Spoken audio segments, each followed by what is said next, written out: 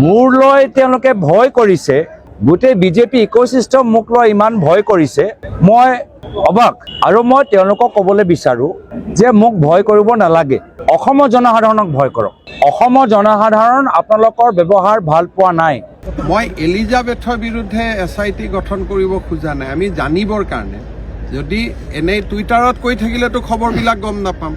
এটা কিমানবাৰ পাকিস্তানত গৈছে, পাছপৰ্টখন খুজি আনিলেহে গম পাম। পাছপৰ্টখনতো মই খুজিব নোৱাৰোঁ, থানাৰ পৰাহে খুজিব লাগিব। গতিকে ইয়াৰ এটা প্ৰক্ৰিয়া আছে। আমি 3-4 দিন প্ৰথম অৱস্থাত এইটো এটা পলিটিকেল ডিবেট আছিল, কিন্তু এতিয়া বিষয়টো ঘনঘোৰ এটা অৱস্থাত গুচি গৈছে। কাৰণ তৰুণ গগৈৰ বোৱাৰী এগৰাকী বিয়াৰ পিছত পাকিস্তানত যাব, এইটোতো কোনেও অসমত কল্পনা কৰিব নোৱাৰা কথা এটা। বিয়াৰ আগত পাকিস্তানত যোৱাটো বাৰু মানি ল'লোঁ, বিয়াৰ পিছতো পাকিস্তানত গৈছে। এতিয়া তেনেকুৱা ইনফৰমেশ্যনো আহিছে। এতিয়া তাৰ কাৰণে কি কৰিব লাগিব? তেওঁৰ পৰা পাছপৰ্ট ভিছাখন মাতি আনিব লাগিব। পাছপৰ্ট ভিছাটো মুখ্যমন্ত্ৰীয়ে ক'লে তেওঁ নিদিব, তাৰ কাৰণে তেওঁলোকে নটিচ পঠাব লাগিব। গতিকে লিগেল ব্যৱস্থা এটা ইমান দিন আমি ধৰক টুইটাৰত, প্ৰেছত যি কথা পাতিলোঁ, কিন্তু নেক্সট পৰ্যায়তো আপুনি যাব লাগিব। কাৰণ ISR কথাটোতো আমি এৰি দিব নোৱাৰোঁ। বেলেগ কথা আপুনি এৰি দিব পাৰে, কিন্তু when it comes two involvement of ISI, এনেকুৱাও এতিয়া ঘটনা ওলাইছে যে 2013 চনত পাকিস্তানৰ এজন উচ্চ পদস্থ সামৰিক বিষয়াৰ সৈতে এলিজাবেথ গগৈ পাকিস্তানৰ পৰা দিল্লীলৈকে আহিছে। তেনেকুৱা তথ্য এতিয়া ওলাইছে। এতিয়া এই তথ্যবিলাক চাবৰ কাৰণে সেই ডেটবিলাকৰ পাছপৰ্ট ভিছা ষ্টাম্পিং চাব লাগিব। এতিয়া মই মুখ্যমন্ত্ৰীয়ে ক'লেতো এইবিলাক নেদেখুৱাই। সেইবিলাক কেতিয়া দেখুৱাব? যেতিয়া আমি ইমিগ্ৰেশ্যনক চিঠি লিখিম, আমি যিটো গভৰ্ণমেণ্টৰ ভিছা ষ্টাম্পিং কৰা ওলোৱা যিবিলাক অৰ্গেনাইজেশ্যন আছে, তেওঁলোকক আমি চিঠি লিখিলেহে আহিব এইবিলাক। গতিকে এইবিলাক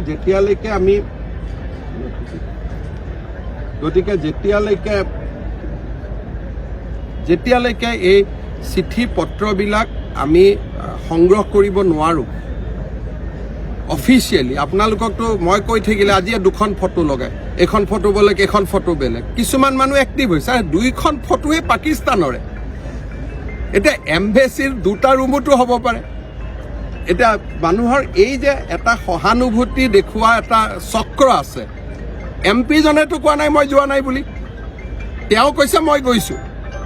এটা আমাৰ মানুহ 2-4 জনে বেছি সমৰ্থন দেখুৱাবৰ কাৰণে এখন ফটোটোৰ মাজত ডিফাৰেঞ্চ কি আছে? এটা শব্দ।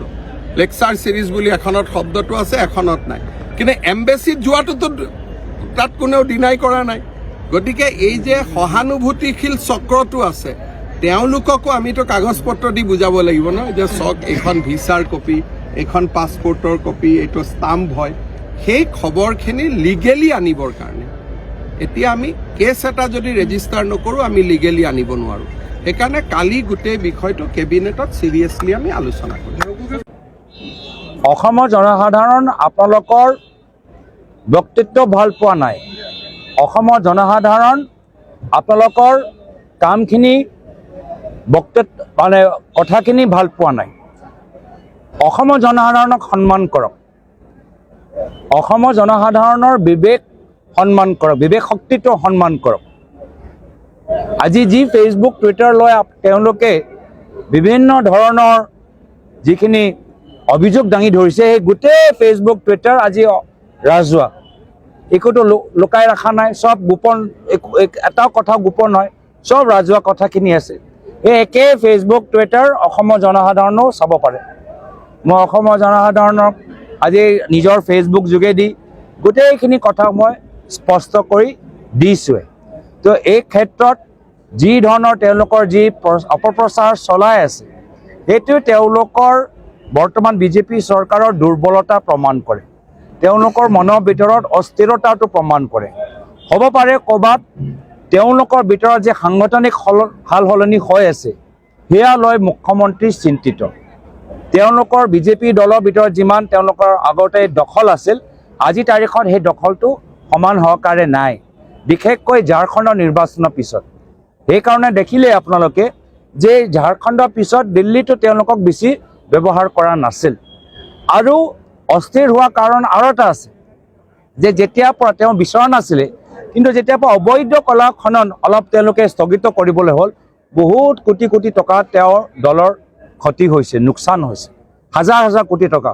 আৰু যিমান অংকৰ আছে মই সেইটোও জানে, এই তথ্যবোৰো মোৰ আছে যে মুখ্যমন্ত্ৰী আজি তেওঁৰ ওপৰত কিমান আঘাত পৰিছে, যে তেওঁ সেই কয়লা চিণ্ডিকেটৰ সেই যে পইচা যে আগতে দলে পাই আছিলে সেই পইচাটো এতিয়া নোপোৱা হ'ল, সেয়ালৈও তেওঁ শংকিত হৈ আছে। লগতে এইখন চৰকাৰৰ ওচৰত মাত্ৰ 12 মাহে আছে, 12 মাহলৈকে তেওঁলোকৰ মুখ্যমন্ত্ৰী গাদীৰ ওপৰত বহিব পাৰিব, তাৰপিছত অসমৰ জনসাধাৰণ তেওঁলোকে আঁতৰাই দিব। এতিয়া সেই ভয়, এই যে নিজৰ মাজত সেই নিজৰ ভিতৰৰ যে ভয়, এই ভয় লৈ কি কৰিব? এই ভয়টো কাৰোবাৰ ওপৰতো মানে এৰিব লাগিব, নিজৰ চিন্তাটো কাৰোবাৰ বেলেগৰ মূৰৰ ওপৰত ফাটিব লাগিব। তো সেইকাৰণে এতিয়া গোটেই বিজেপি ইক'চিষ্টেম মোক আৰু মোৰ পৰিয়ালক বদনাম কৰিবলৈ চেষ্টা কৰিছে, ভাবিছে যে এই ধৰণৰ অপপ্ৰচাৰ লৈ আমি বহি যাম, পিছুৱাই যাম, দল সলনি কৰিম, কিন্তু এইবোৰ চব নহ'ব। মই প্ৰয়াত তৰুণ গগৈদেৱৰ সন্তান, আমি বিজেপি গোটেই ইক'চিষ্টেম RSSৰ পৰা আমি ভয় নকৰোঁ, আমি সন্মুখৰ পৰা যুঁজি যাম, স্পষ্টবাদী হৈ আমি যুঁজি যাম, আৰু আমি অসমৰ জনসাধাৰণ হৈ আমি মাত মাতি যাম। আমাৰ মাটি কেলেংকাৰী কথাই হওক, খোৱা পানী কথাই কওক, আমাৰ নিবনুৱা সমস্যাৰ কথাই কওক, আমাৰ 6 জনগোষ্ঠী জনজাতিকৰণৰ কথাই হওক, আমি অসমৰ জনসাধাৰণৰ হৈ আমি মাত মাতি যামগৈ। আৰু অসমৰ জনসাধাৰণকো মই ধন্যবাদ কৃতজ্ঞতা জ্ঞাপন কৰিছোঁ, এই সময়ত আমাক যথেষ্ট সমৰ্থন আশীৰ্বাদ প্ৰদান কৰিছে। অসমৰ জনসাধাৰণৰ বিবেক শক্তিৰ ওপৰত মোৰ বিশ্বাস আছে। যিদৰে ঝাৰখণ্ডত গৈ মুখ্যমন্ত্ৰী আপ্ৰাণ চেষ্টা কৰিলেও ঝাৰখণ্ডৰ ৰাইজে তেওঁ অপপ্ৰচাৰৰ ওপৰত বিশ্বাস নকৰিলে, একে অৱস্থা অসমৰ ভিতৰত হ'বলৈ গৈছে। তেওঁ আপ্ৰাণ চেষ্টা কৰিলেও অসমৰ জনসাধাৰণ তেওঁ কথাখিনি গ্ৰহণ কৰা নাই, আৰু তেওঁলোকৰ আশীৰ্বাদ আজি আমাৰ লগত আছে। SIT কৰক কয়লা ওপৰত, যে কয়লা যে ইমান যে তেওঁ বন্ধ যে কৰিবলৈ হ'ল, তো কাৰ নেতৃত্বত হ'ল? মাইন্স এণ্ড মিনাৰেলছ ডিপাৰ্টমেণ্টৰ ওপৰত কৰিব লাগিছিল, য'ত অবৈধ কয়লা খনন আছে। আৰু আজিকালিতো খুব ফোনৰ ৰেকৰ্ডিং আমি শুনি আছোঁ, এই ফোনৰ ৰেকৰ্ডিঙত কোনোবা এজন ঘনিষ্ঠ মন্ত্ৰীৰ নাম ওলাই আছে। তো কয়লাৰ ওপৰত SIT কিয় কৰা নাই? আমিতো অসমৰ ভিতৰত যে কয়লা অবৈধ কয়লা খনন চলি আছে, যাৰ ফলত আমাৰ উমৰাংচত কিমান মানুহৰ মৃত্যু হ'ল, আমি সেয়ালৈ আমি SIT ডিমাণ্ড কৰি আছোঁ। সেয়ালৈতো তেওঁলোকে SIT তেওঁ কৰা নাই কিয়? এইখিনি কথাত কিবা এটা বাস্তৱ কথা ওলাই যাব, সেয়ালৈ তেওঁলোকৰ ভয় নেকি?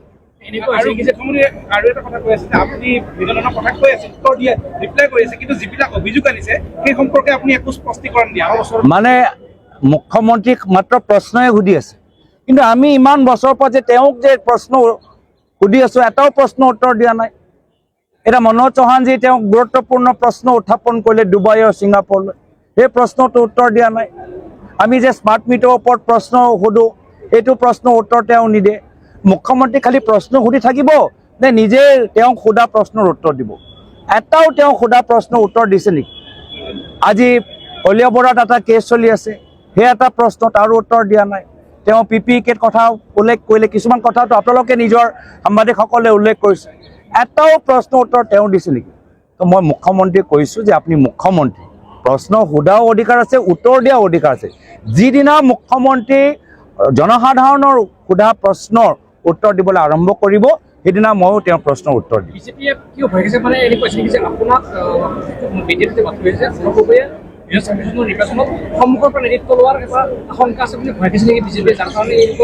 মই নাজানো, তেওঁলোকক সোধক। আৰু মই আকৌ কৈছোঁ, আমাক ভয় কৰাতকৈ অসমৰ জনসাধাৰণক ভয় কৰক, নিবনুৱা যুৱকসকলৰ খুব ভয় কৰক। যি মহিলাসকলে 10,000 টকা গছপুলি ৰোৱাৰ কাৰণে পোৱা নাই, তেওঁলোকৰ ক্ষোভৰ পৰা ভয় কৰক। যি আমাৰ জল জীৱন মিছনৰ যে মানুহবোৰ যে আছে, যি আমাৰ আশা কৰ্মী আছে, যি আমাৰ চৰকাৰী কৰ্মচাৰী আছে, মোক লৈ চিন্তা কৰাতকৈ তেওঁলোকৰ ভৱিষ্যতৰ কাৰণে চিন্তা কৰাটো উচিত।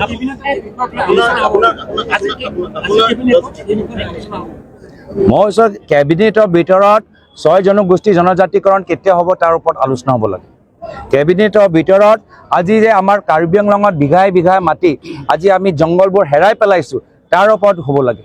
আজি কেবিনেটৰ ভিতৰত যে আজি আমাৰ বিভিন্ন বাগানৰ ভিতৰত ATC বাগানৰ ভিতৰত তেওঁলোকে 2050 টকা আজি তেওঁলোকে কিয় পোৱা নাই য'ত তেওঁলোকে আইন বনাই দিছে যে বাগানৰ শ্ৰমিকসকলে 2050 টকা পাব লাগে আজি আমাৰ চিনাবৰা বাগানৰ মানুহবোৰ কিয় ধৰ্ণা দিবলৈ হৈছে 250 টকা কেতিয়া তেওঁলোকে দিব তাৰ ওপৰত আলোচনা হ'ব লাগে 351 কথাটো মই নকয় 250 টকাটো দিয়ক ছটা জনগোষ্ঠী জনজাতিকৰণৰ কথা কওক তো এইখিনি কথা তেওঁলোকে কেবিনেটৰ ভিতৰত পাতিব লাগে কেবিনেটৰ ভিতৰত তেওঁলোকৰ দলীয় অড্ডা নহয় যে তেওঁলোকৰ য'ত তেওঁলোকৰ নিৰ্বাচনী বিষয়বোৰ অপপ্ৰচাৰবোৰ তেওঁলোকে আলোচনা কৰিব অসমৰ জনসাধাৰণ তেওঁলোকে সেইকাৰণে ক্ষমতা দিয়া নাই আৰু সেইকাৰণে মই তেওঁলোকক পুনৰ মনত পেলাই দিছোঁ যে 12 মাহ আছে 12 মাহত কিবা এটা ভাল কাম কৰক ইমান প্ৰতিশ্ৰুতি দিলে উন্নয়নৰ ক্ষেত্ৰত শীৰ্ষ ৰাজ্যলৈ লৈ যাব শীৰ্ষ ৰাজ্যটো লৈ যাব নোৱাৰিলে নিজে কৰৰপতি হৈ গ'ল কিবা এটা ভাল কাম কৰক ক্ষমতা বেছি দিন নাই 12 মাহ এনেকৈ গুচি যাব আৰু তাৰপিছত তেওঁলোকে নিজে ক্ষতি প্ৰকাশ কৰিব যে যোৱা শেষৰ সময়ত কিবা এটা ৰাইজৰ কাৰণে ভাল কাম কৰিব পাৰিলোহেঁতেন কিন্তু সেই সময়ত মই ক্ষমতা ৰাইজৰ কাৰণে নহয় সেই সময়ত মই ক্ষমতা নিজৰ নিৰ্বাচনী নিজৰ প্ৰচাৰৰ বাবে মই ব্যৱহাৰ কৰিছোঁ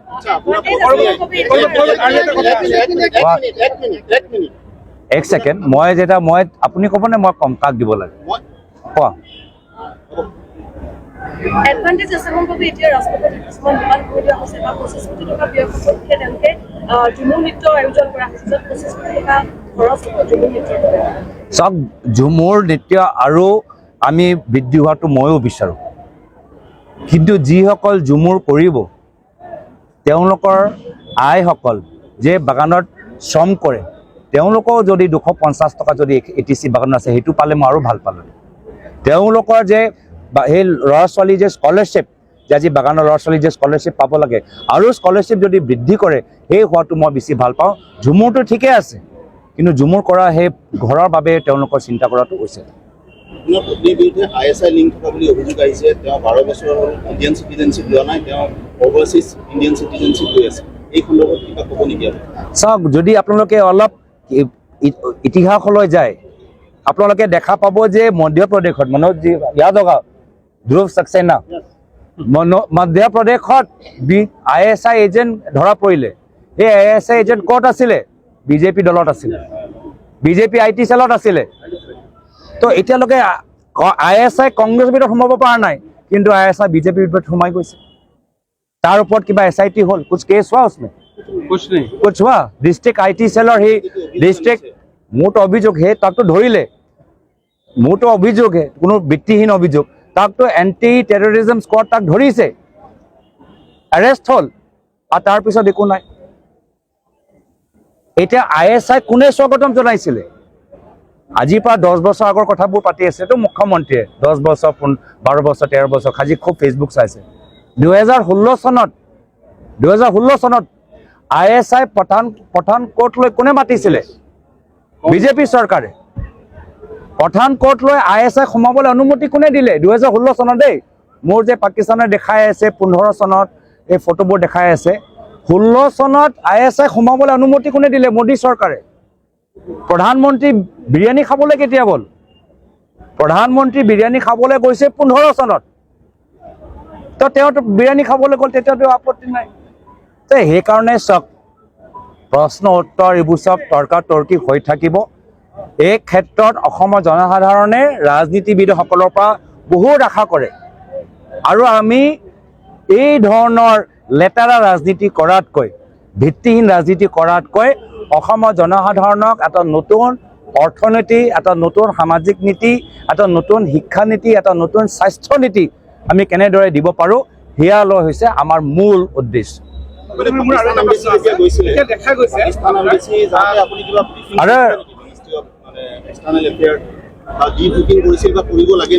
চাওক মুখ্যমন্ত্ৰী কথাই নাজানে সাংসদসকলৰ কি নিয়ম নাজানে এতিয়া আমিতো ভাল এটা বিদেশ নীতি এটা ফৰাম অৰ্গেনাইজ কৰিছোঁ তাত কিমান মানুহবোৰ আলোচনা কৰিছে কিছুমান প্ৰমিনেণ্ট মানুহৰ মই দেখাইছোঁ কিছুমান প্ৰমিনেণ্ট মানুহ দেখাইছোঁ কাইলৈ আৰু এটা মই কথা ক'ম য'ত বিজেপি দলৰ ডাঙৰ ডাঙৰ নেতাসকলে মোৰ ফৰমত আহি কেনেদৰে ভাগ লৈছে সেইও প্ৰমাণ মই দিম আৰু গোটেইখিনি কাম এই যে কামবোৰ হৈ আছে যোৱা 10 বছৰৰ পৰা চলি আছে 10 বছৰ ভিতৰত কাৰ চৰকাৰ আছে কাৰ চৰকাৰ নিয়মবোৰ নাজানে আধা জ্ঞান লৈ কথাখিনি পাতি আছে পাতি থাকক মোৰ আপত্তি নাই যদি তেওঁৰ এই 12 মাহ এই ধৰণৰ অপপ্ৰচাৰ তেওঁলোকে নিজৰ মূল্যৱান সময়টো অসমৰ জনসাধাৰণৰ তেখেতক দিয়া মূল্যৱান সময়টো এই ধৰণৰ অপপ্ৰচাৰত তেওঁলোকে ব্যস্ত হ'বলৈ বিচাৰে মোৰ ফালৰ পৰা কৃতজ্ঞতা থাকিল আমি ৰাইজৰ মাজত সোমাই আমি ৰাইজৰ মাজত অসমৰ পৰা